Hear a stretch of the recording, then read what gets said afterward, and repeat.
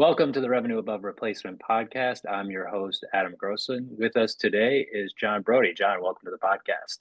Thanks for having me, Adam. Excited to be here and talk a little shop.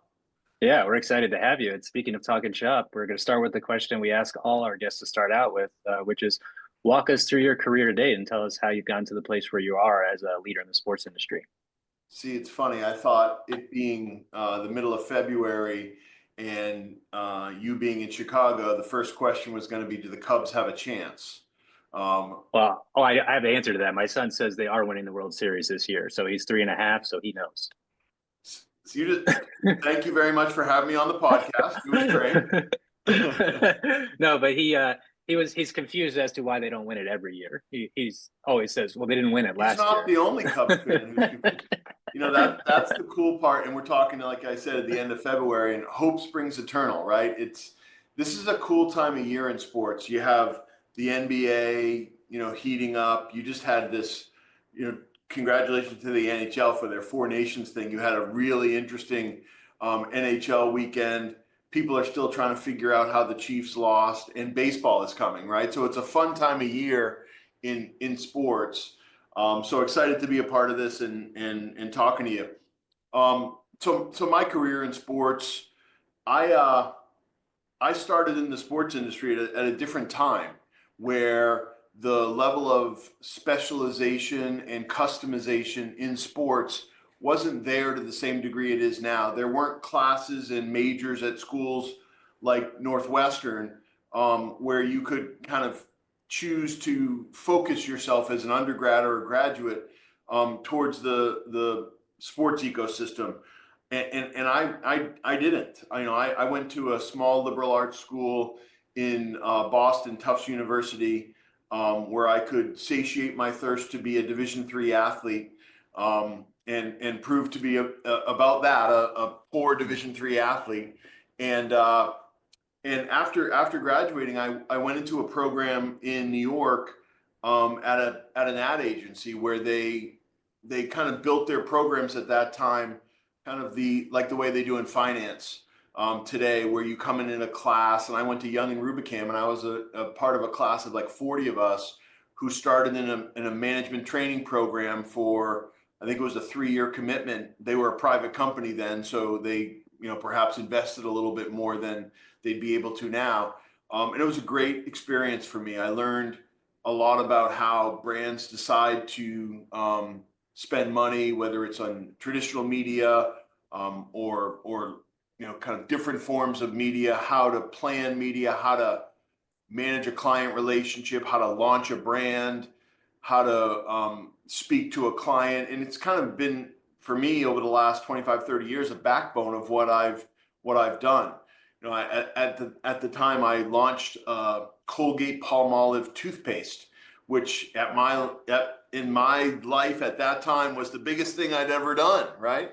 And you learn how to work with clients. You learn a lot about the businesses of those clients, and you ultimately learn how to do what we all do for a living, which is ask for money, understand how to manage the process of client interaction, and how to plan and hopefully how to deliver for clients. So it was a really good backbone for me. And I fell into sports. A client or a relationship of mine went to Major League Baseball in the mid 90s to become the first chief marketing officer of Major League Baseball.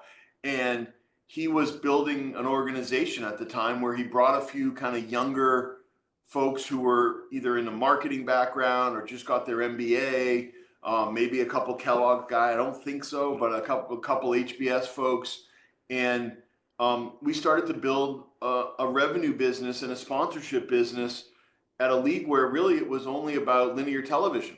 They had something called the Baseball Network then, and they would go and negotiate linear television deals, but that was really it. They didn't really have an advertising mechanism. They didn't really work with third-party brands. So I was at a really nascent time in Major League Baseball where I got an amazing opportunity to test and learn and grow in a big brand like Major League Baseball. Was fortunate to have some success there. participated in kind of one of our bigger watershed programs at the time, which was the All Century team with MasterCard. So I brought in a partner, MasterCard, to tie into one of our biggest programs, the All Century team, where we highlighted the 100 best players in 1999. So from that last century, which dates me. But we did it at Fenway Park, and it was it was Ted Williams meets Tony Gwynn, and it was Johnny Bench meets Pudge Rodriguez, and it was a special time for baseball. And then we had the home run race of McGuire and Sosa. So I was there for some really interesting things, and gave me an opportunity to then go to Boston. I grew up in New England, so then go back to Boston as the chief marketing officer of the Boston Celtics at a time when I really didn't know a lot about the team side. I was a league person after spending 4 or 5 years at the league at that point, and learned what it means to work at a team. And I also got to know what it means to work at a team when the Red Sox won the World Series for the first time in 86 years. And the Patriots drafted this guy by the name of Tom Brady, and they had a pretty good run. So you have a Super Bowl champion, you have a World Series champion, and we weren't struggling, but we weren't on top of the world like they are today. And you learned how to market a little differently, and learned a ton there, and was part of the team that sold the Celtics to the then new ownership group, led by Wick Grousbeck and Steve Paliuca and that team. And did a transaction in sports at a pretty young age in my experience. And after that transaction and the transition to Grousbeck and his team, who were awesome, I went back to Major League Baseball in a more evolved role, overseeing sponsorship, and also engaged in the media rights discussions that we were having at the time. And spent another, 7-8 years at Major League Baseball. Really learned a ton. Owe a lot of respect and gratitude to Commissioner Seelig, who taught me a lot about the game and a lot about the business. Found my mentor there, Tim Brosnan, who was the head of the business side of baseball, and learned a lot of really good lessons that we'll get into probably today. But the one that always sticks with me that Commissioner Seelig taught me was, it's always got to be about the game. And if you do your job as a business executive, you can accentuate the positives, minimize the negatives, and focus the fan back on the game. And anything that happens between the white lines is pure magic. Don't mess it up, and allow it to breathe, and allow it to have that connection with fans. And it really helped me as I went forth in my career. Some of those smaller lessons that turn into building blocks for how you go to market, for how you build an organization. I really kind of built a sales and marketing team there, and we had a lot of success trying to be innovative and creating things. Steal a base, steal a taco with Taco Bell, and some of the other things we did that were really fun. And the way we tried to do it was, think of it like a fan. If you're sitting in that seat, you're fortunate enough, as I was, to be sitting in a leadership role at a league or a property. How can you affect change? And how can you do it with the vision or the hat or the feeling of a fan? And that for me was really foundational. And then I spent the next 3-4 years working at Wassermann Media Group, working for my friend Casey Wasserman, who is a visionary and is now running the LA 2028 Olympic Games, which is an amazing opportunity for our country and an amazingly difficult undertaking from an operations and strategy standpoint. And we were fortunate, we were able to sell the naming rights to MetLife Stadium for the Jets and Giants, and we did something fairly innovative by building cornerstone partnerships with other brands, and it really led to some further development of the naming rights space. We did some things in Europe around naming rights, and I had a really good experience there and learned a lot from the people in the US, and also helped to oversee our London and UK office. And then went for a period of time to the NFL, where my role was to help grow and evolve the media and sponsorship business. Look, the NFL is the NFL, and it is the gold and platinum and diamond standard in sports in the United States. I watched and learned there. I think I helped our team evolve into selling, at that time, both linear and non-linear, understanding better the interaction between digital and non-digital. At that time, that was really still evolving, and how to sell to media agencies and brand agencies as well as clients, and that interaction, and learned a ton there for the short period of time that I was running that business. And then went and made a pretty significant change in my career and went to a non-stick and ball or traditional sport at World Wrestling Entertainment. And I was just mesmerized after meeting with Vince McMahon and the two leaders of the business, Michelle Wilson and George Barrios at the time, with the level of sophistication of the business, with the way that they were really focused on direct-to-consumer connectivity through the WWE Network, which was really the second direct-to-consumer network after Netflix, right? There was Netflix and there was WWE Network at the time. And we really built, I think, a pretty sophisticated business that allowed us to grow and enhance that relationship directly with the fan of World Wrestling Entertainment, and had a blast. Learned so much from Vince McMahon, have a ton of respect for what he has built. You know, it was his family hardware store. He took it from a hardware store that was small to a hardware store that was, you know, a multimedia, multi-country, multi-generational business.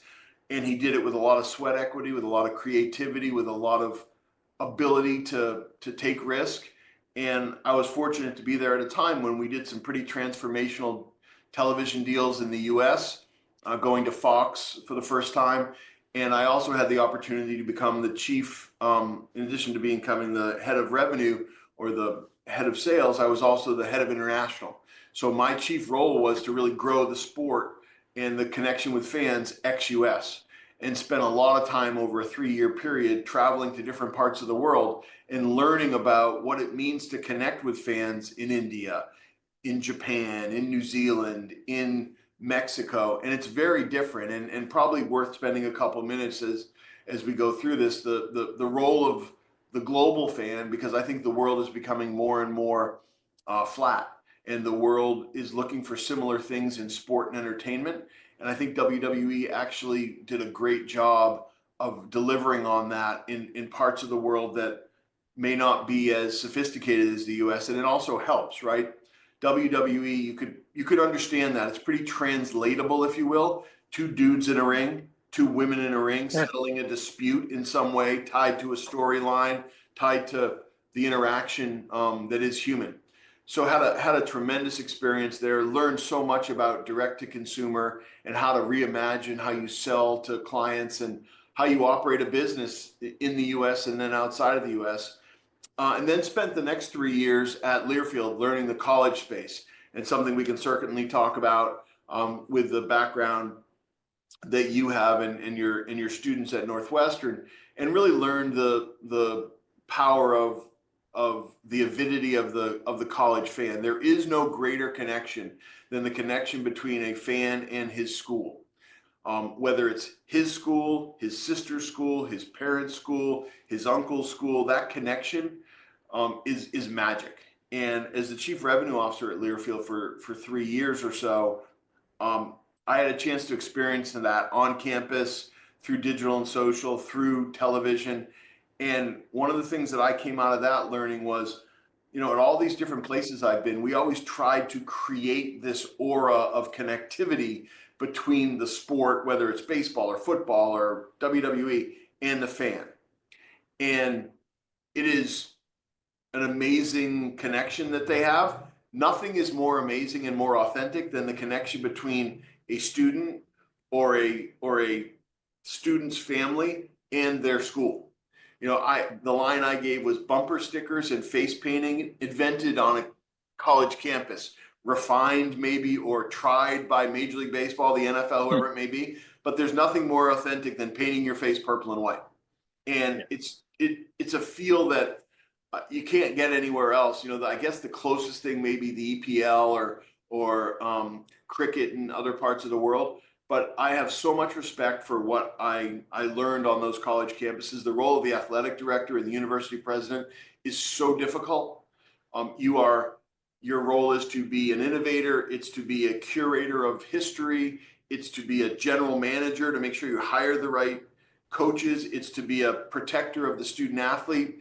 And then with the things that have come into the college ecosystem over the last few years, name, image, and likeness, transfer portal, conference realignment, all of those things make it an incredibly complicated and innovative and creative time for collegiate athletics. But where that goes, anyone who says they know is wrong, because none of us know. But it's a chance that I had to really learn a lot about that, and maybe in a small way help curate some opportunities for fans in the future. So that's a little bit of my journey.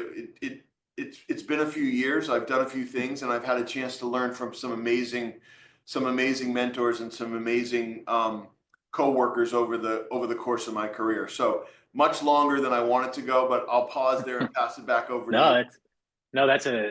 There's a lot to cover in there. And I think there's a lot of follow-up questions we have from there. You flagged some of the topics that we want to try to get into, particularly that last topic in terms of mentors and leadership. But typically, I've said this before on other podcasts, it's always good to start at the beginning. And you mentioned you're being a Division III athlete. I was a very poor Division I athlete for Northwestern a long time ago, but we have a lot of students in our program who are either current or former athletes. So how would you say your experience as an athlete has translated into your career, particularly the start of your career? Yeah, and this is, let's also be clear.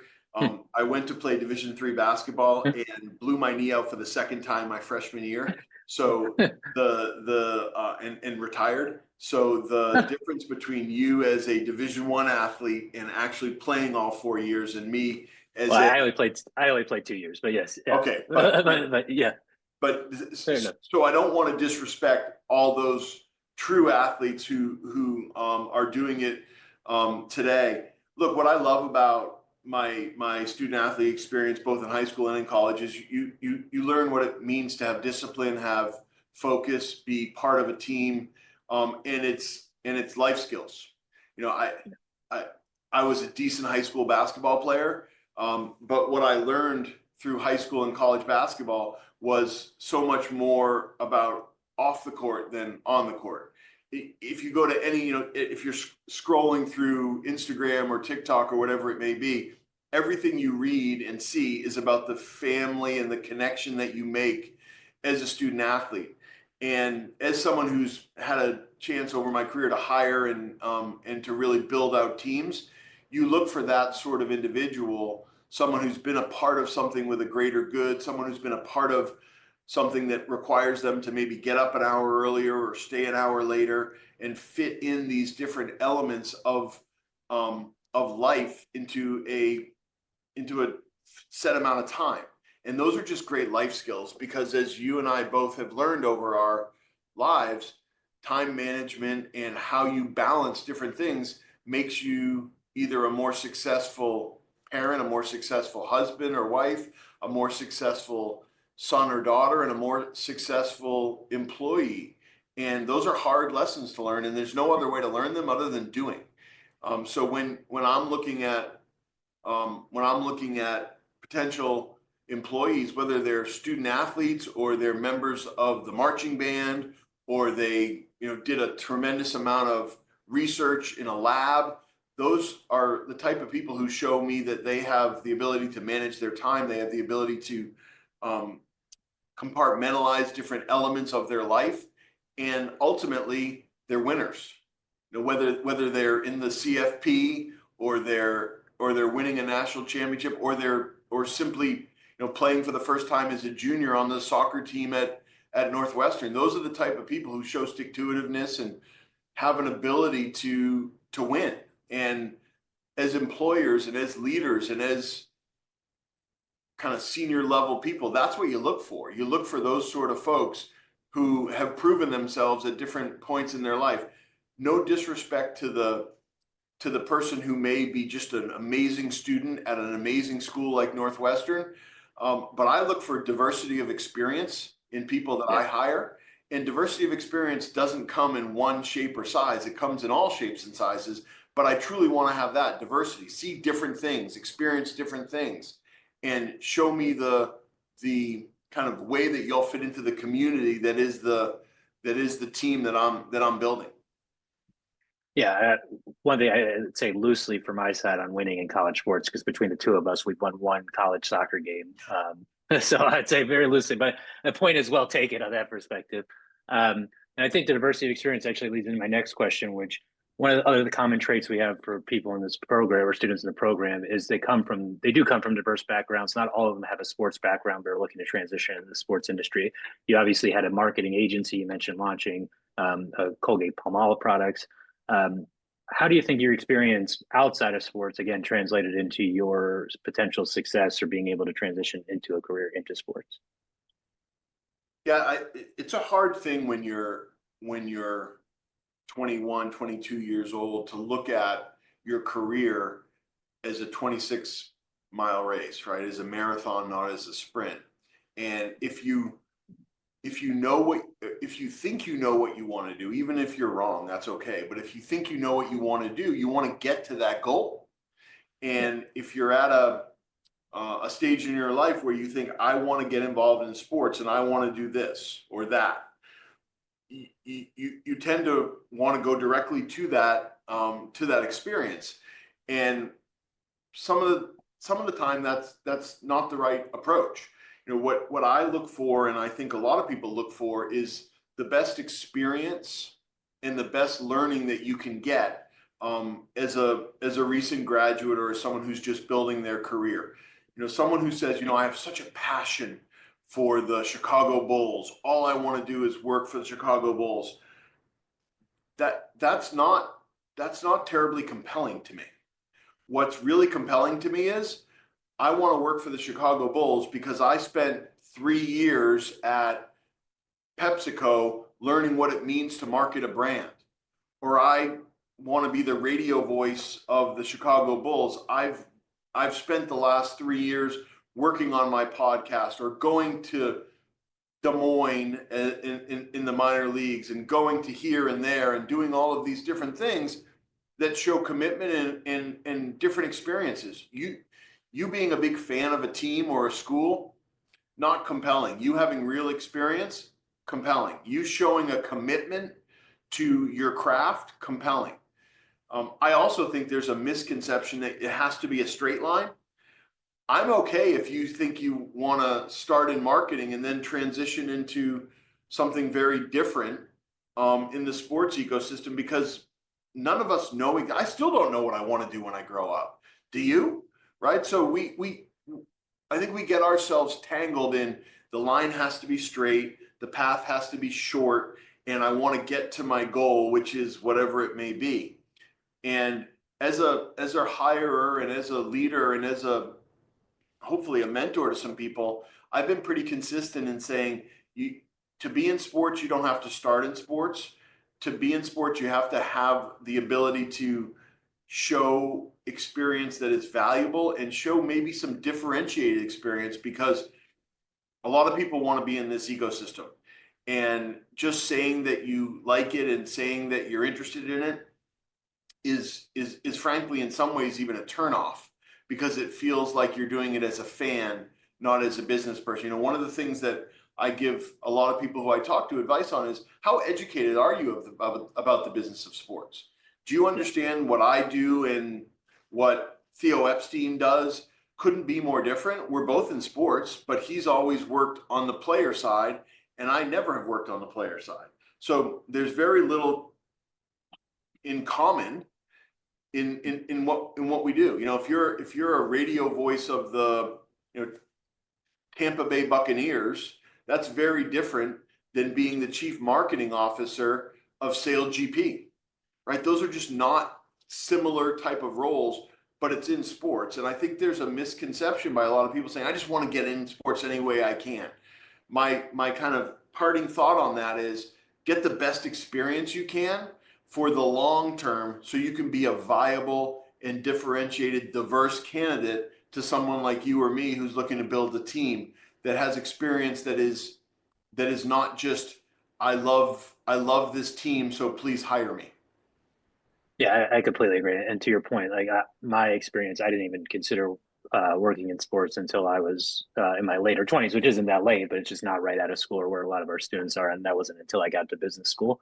Um, And one of the things I did want to, you mentioned about not having necessarily a straight line, even within your career. One of the things that was interesting is you started, I believe, more from, an agency brand marketing perspective, and then took a much more sales oriented perspective. Yeah. A lot of our students are also potentially in their first jobs in the sports industry are going to take a more sales oriented or sales role, or at least a sales oriented role or revenue generation role. So one, how did you get involved with that? And two, what did you learn particularly early in your career about being an effective salesperson in sports? Hey, I think the background in marketing really helped me because I think I had an understanding of why brands buy what they buy or invest in what they invest in. They're very different types of sellers, right? Sometimes there are sellers who just are born to sell, and that's a great skill and a great characteristic. There are also sellers or revenue generators who come at it at a much more maybe analytical and intellectual way. I think I'm probably more the latter than the former. I hope that I've learned skills on how to revenue generate, but I really come at it a little bit more from an analytical and data driven approach. That doesn't mean one's right and one's wrong. What I would say to students who are thinking about a career in revenue generation is, if you think you want to be a seller, go sell something really hard. The example I've given for many years is selling tickets at the New York Yankees in the year 2000 wasn't really hard. Selling tickets for the Tampa Bay Rays in the year 2000 was really hard. I'd rather you have Rays experience than Yankees experience. And I'm dating myself, but the analogy makes sense, right? If you really think you're a great, have a passion for it, you think you have an aptitude for it, go sell something really hard. And maybe it's, selling equipment. Maybe it's selling something outside of sports. Maybe it's going into the data space and learning different elements of sales. It's not necessarily, I want to sell sponsorships for Northwestern, right? And I'm not saying that's an easy sell, but that's an easy sell for a Northwestern student who has all this passion and bleeds purple and white. Go to do something hard. And that will teach you if you really want to be a salesperson, because salespeople get told no all day. And you have to be ready for that as a part of your makeup. And then once you do get into the sales space, and I may be jumping ahead a little bit, but there's different types of sellers. I went from being a marketing and advertising person to being a salesperson, then to being in management and operations, much more than sales. So if you look at my career, I transitioned probably after Major League Baseball, probably after Wassermann, into more of a management role where I was overseeing, 100 people or so or more at the NFL. And then at Learfield, it was over 1,000 people.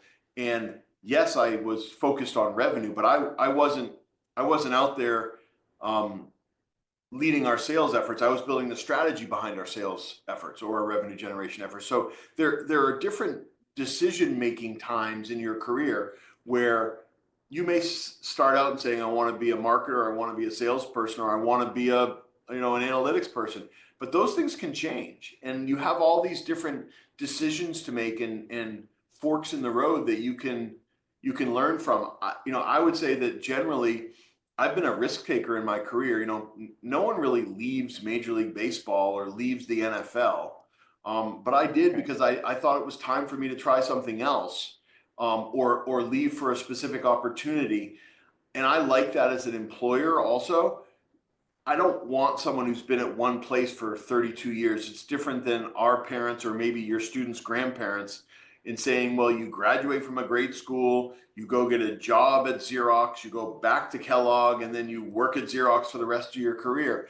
That happens, but for me as a leader, I look for people who maybe have tried Xerox, then they went in a very different direction, and they tried Oracle, and maybe they went to Uber, and then maybe they tried some. I like diversity of experience because you learn something from every place you go and everything that you do. And I think I'm a better, more complete executive or leader or C-suite executive now because of the things and the stops along the way that I've made and the people that I've learned from. Not always learning only great things, but also learning things that maybe I would want to do differently as a leader. And I think that's really propelled me to a place where I'm, I hope, a more sympathetic, a more understanding, a more complete leader. And that ultimately, I think, helps me as I'm making decisions for my brand, my business, the clients that I'm working for or with. Yeah, I guess you talked about mentorship and leadership, and you just referred to that. And you mentioned working for Casey Wasserman, Vince McMahon, Bud Selig. What are some of the lessons you learned either from them or other mentors that you mentioned from a leadership perspective, and maybe what are things to your just point, like how you would do things potentially, or how you have done things differently in a leadership role? Yeah, that's super important. And I've had all kinds of different leaders that I've worked with, and some of them really high profile, Roger Goodell and Bud Selig and Rob Manfred and those sort of folks. And you try to take something different from all of them. But more than anything, I've learned a couple key things, I think, from them. Number one is patience. You don't win or lose in one decision. You win or lose based on the decisions you make over time. And I learned that at a fairly young age, that you can make right and wrong decisions, but you have to be consistent and you have to be patient. And that's one of the lessons I think I learned. Another thing is to make sure you understand who you are and what you want to stand for.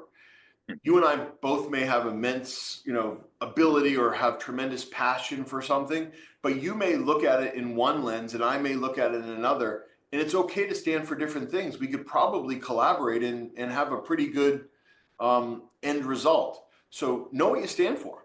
And whether you're the most junior person in the room or the most senior person in the room, it's okay to stand for something and then have your voice heard. Obviously do it with the right level of dexterity and curiosity and appreciation for chain of command, etc. But I think all of those things are really important. So stand for something, have patience, have a willingness to be curious and a willingness to try different things. It wasn't easy for me to walk into Major League Baseball at a point where I was really having a lot of great opportunity and success, and to say, I think I want to try something else. But what I learned from Tim Brosnan at that point, who was my boss and my mentor, my leader, was he applauded me for doing that. And that, I think, is the sign of someone who actually cares about me, not just cares about what I'm doing for them. And he helped me learn, and I went to the team side at the Celtics, then came back to him and came back to baseball because I thought that I was more I could learn and more I could do. So whether you're the person who's learning those things or the person who's giving that learning, I think being a leader also means listening to what the employee wants to do and be a part of their long-term journey, not just their short-term journey. So those are some of the things that I've learned. I would probably add to it one last thing, and then we can go deeper on any of them if you'd like. But every time I start a new notebook, and I got my notebook here, and I'm still old school, so I still write things in a notebook. The first page of every notebook I start, I write 3 words down because I try to remind myself as a leader, as a person, as a father, as a husband, as a manager, something that I learned from my dad, who worked in the legal profession. He was a judge. And I have 3 words that I write down in every notebook that I start: integrity, loyalty, and morality. And I think if you look at any key decision you have to make as a leader, as an employee, anything, if you look at it through the lens of integrity, loyalty, and morality, you may not always make the right decision.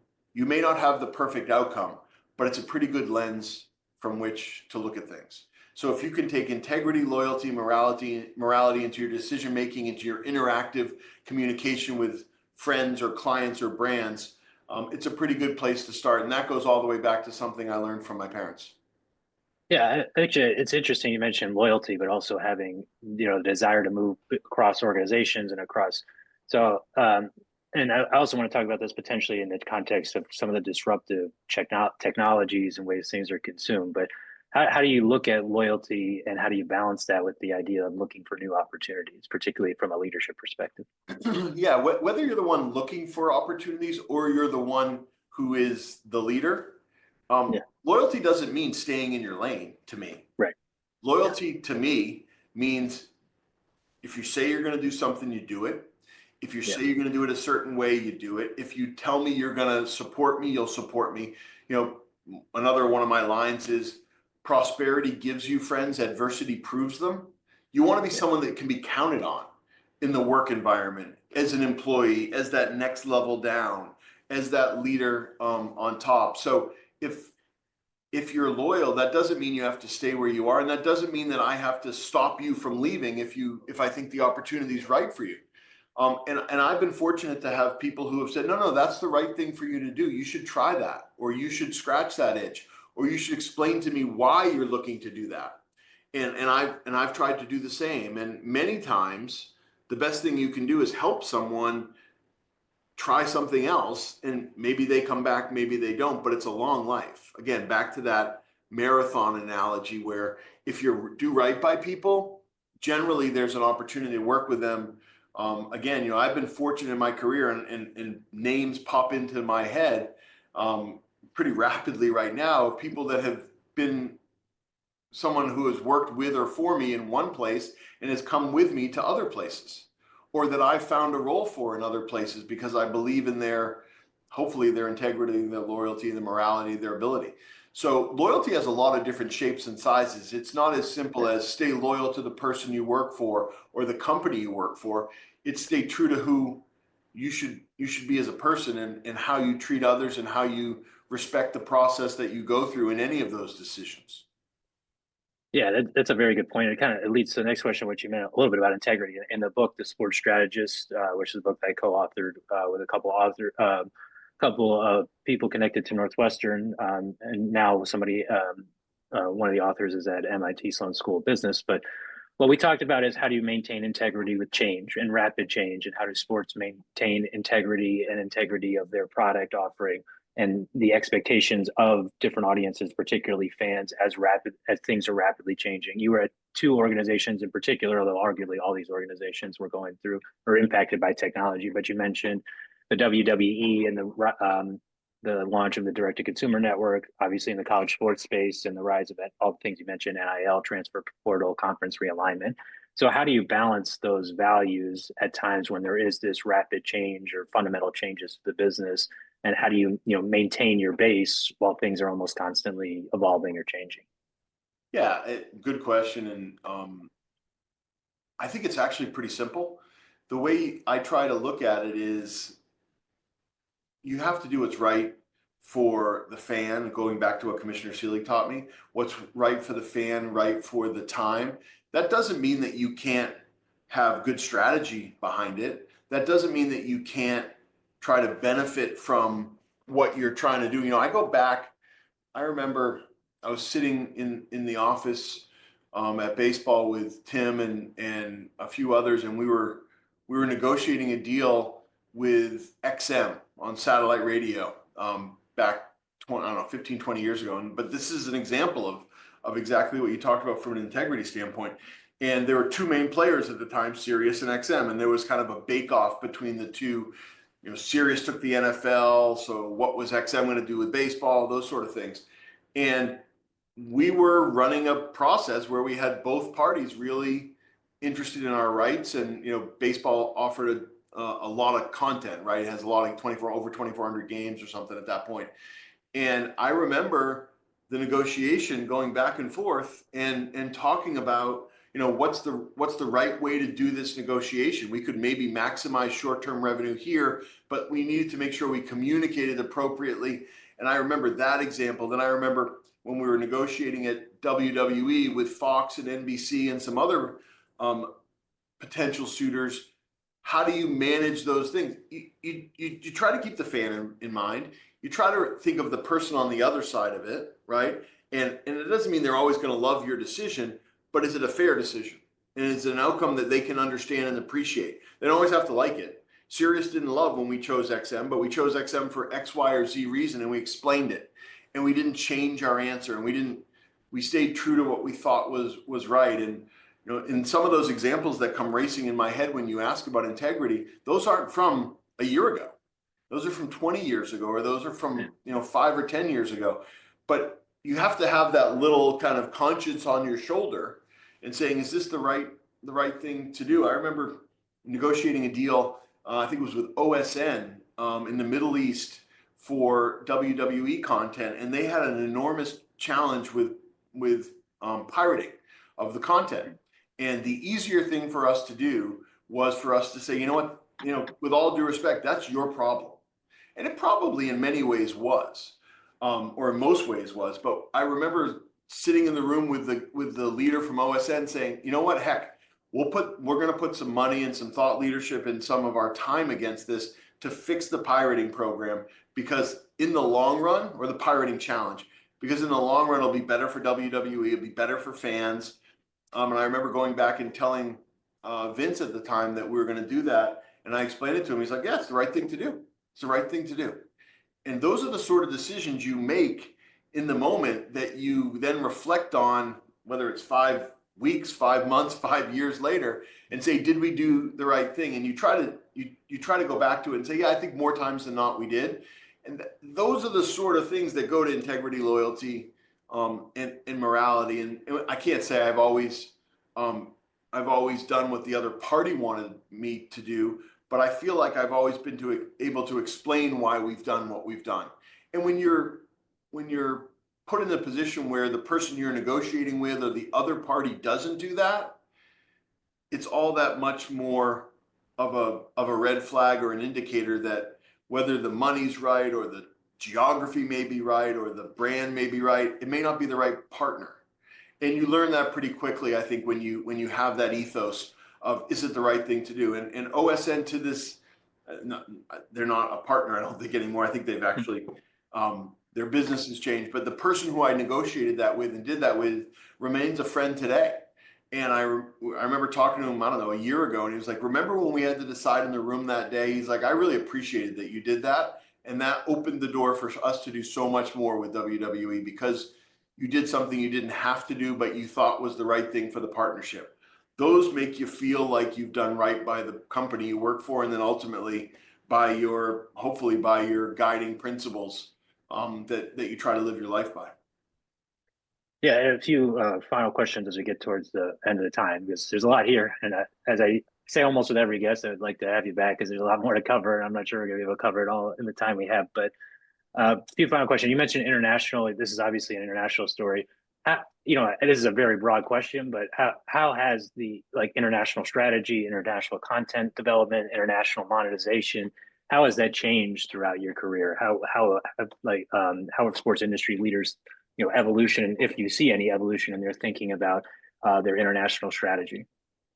Yeah, the first thing I've learned, being at a major property and being the head of international, all those years where I was a domestic focused executive, and I would ask the head of international, hey, how's international going? And he or she would roll his eyes, and I would say, I wonder why they don't like that question. It's a pretty easy answer. Every single country is different. Yeah. The similarities between, Peru and Panama, or the Philippines and Japan, they aren't there. And all the knuckleheads who never worked in international will say, so how's international going? You have no idea, because every one of those countries is a unique snowflake, just like the US is. But what I think has gotten better and is more refined and more, I guess, more sophisticated is how you market to fans in different parts of the world. And I got a little taste of it earlier in my career when we had this phenomenon known as Ichiro. And that led us to playing baseball games in Japan and Korea, and then ultimately led to an amazing project that I got to work on, which was the formation of the World Baseball Classic. I would maintain the World Baseball Classic wouldn't be what it is today if it wasn't for Ichiro. He was a phenomenon that brought an entire part of the world closer to the sport of baseball. Or you look at what Commissioner Goodell and the team at the NFL are now doing with growing the sport outside of the US. The NFL is a very complicated game to understand if you're not an American sports fan.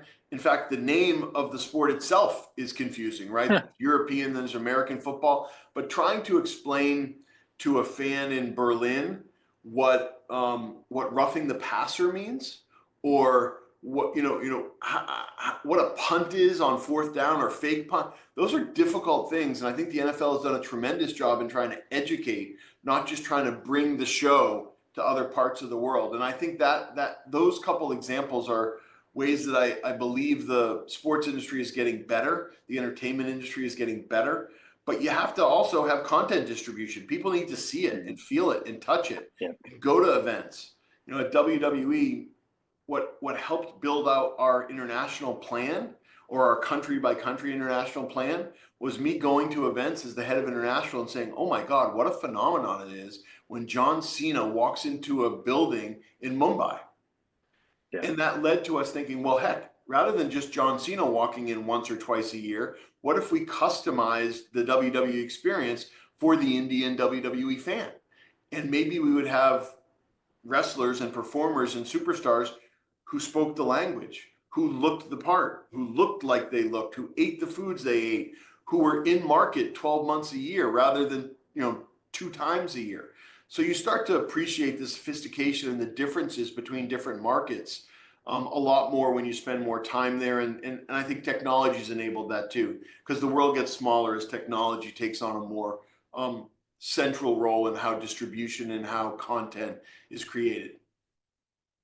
And similar, I guess, on the vein of technology, but and you mentioned this before about our class, my class in particular, is focused on sports analytics data. So how did you use data when you were talking about the sales process earlier in your career, and now as you're thinking about whether it's international or sales more generally, or things that are impacting the things that you're looking at, even from a private equity perspective, how are you leveraging data in your thought process and your strategic decision-making process? In many ways, technology has been a mechanism that allows you to enjoy and consume sports or entertainment in a different way. I think it's also allowed sports and entertainment properties to distribute its content and its fandom in different ways. Meaning, when I was out as a young seller for Major League Baseball, the Boston Celtics, it was about helping fans or brands visualize the dream that I was trying to sell, whether it was Banner 17 for the Celtics, or it was MetLife Stadium, or New Meadowlands Stadium, which was then, thankfully, MetLife Stadium for the Jets and Giants. Today, with data analytics and the ability to understand the fan before you get into the room, in many ways, it's so much easier to help brands understand and visualize. Now, it's harder because it's so much more competitive, and you need to show a better return on investment than you ever had to. The return on investment used to be how often was our sign up there, or how many hits did we get, or clicks, or how well did the team do. Now it's so many layers deeper. But I think all of those things are good. You have a more refined product. You understand before you walk into that room how to sell it. And you have more creative, more innovative ideas. One of the things I talk about a lot, I remember talking about this at Learfield when I first came in there, was the sales journey or the partnership journey. And I break it up into kind of 5 pieces, each 20% of the journey. Most people think, well, how well do you sell is how well do you do in the room?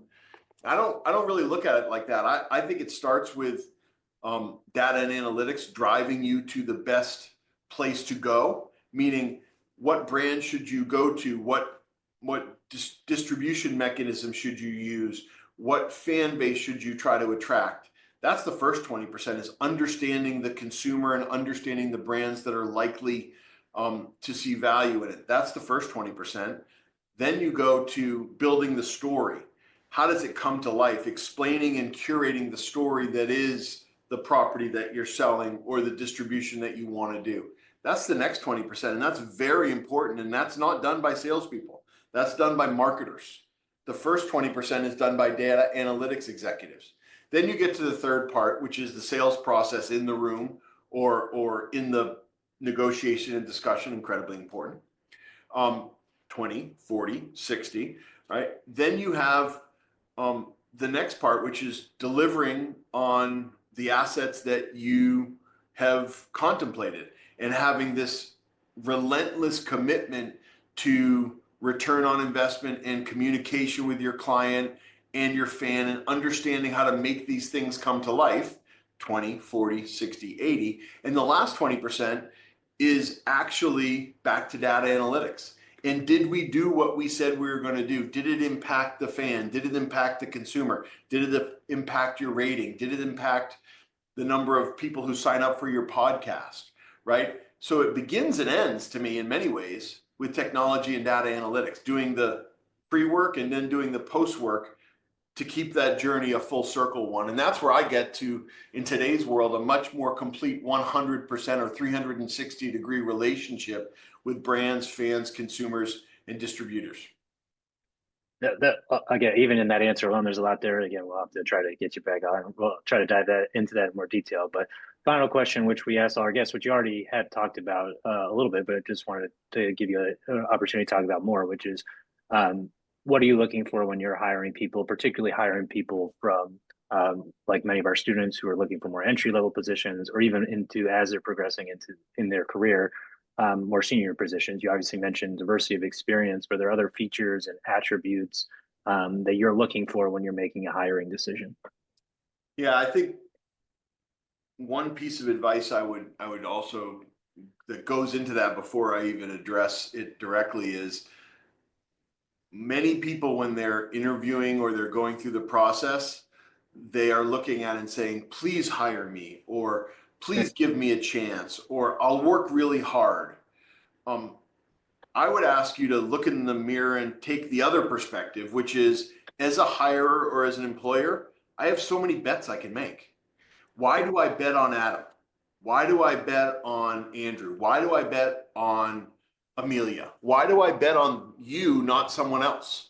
Because as an employer, you have a certain amount of human capital allotment that you can spend on. Rather than, I think saying, hey, hopefully you'll like me and you'll hire me, make it impossible for me not to. Tell me why you're going to be differentiated versus the 17 other people or more who want this role. Think about it a little bit more deeply. Be a little bit more prepared. Have an example. Have a point of view. Wow me, not with your please, but with your facts and your information and your preparedness. I will tell you that if you're not prepared, you will never get a job with me, because the easiest thing you can do is put in the work. So what do I look for? I look for people who are prepared. I look for people who have a differentiated thought. It doesn't have to be the same thought I have, but a differentiated one. People who can answer a question not just with niceties, but with depth and conviction.